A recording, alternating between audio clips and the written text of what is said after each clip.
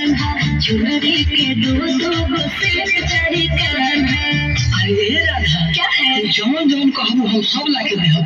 हमरा खातिर हम भागल ना हई, बाकी हमरा से शादी ना कइलू त बुझ लिह हम पागल ना हई। तू महारानी हम बनब महाराज हो, तू महारानी हम बनब महाराज हो। शादी कला राधा हमसे करब तू राजी हो।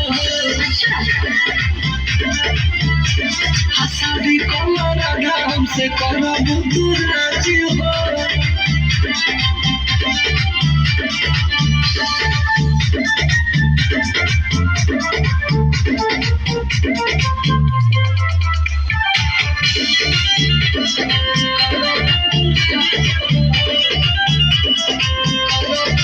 सोनावा के महल कान्हा बनावे के पड़ी, हमरा खातिर नौकर चाकर लगावे के पड़ी।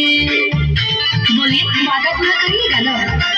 तेरा तोहर से दिलावा के तार जुड़ल बा, तोहरा खातिर हमरा दिलावा के द्वार खुलल बा। अरे राधा तू जब जब रूठब हम तोहरा के हंसा देहब। अगर तोहरा नाचे के मन करी तो एक बार कान्हा से कह देहब हम बंसी धर बंसी बजा देहब। तू महारानी हम बनब महाराज हो, तू महारानी हम बनब महाराज हो। शादी कला राधा हमसे करब तू राज हो। शादी कला राधा हमसे करब तू राज हो।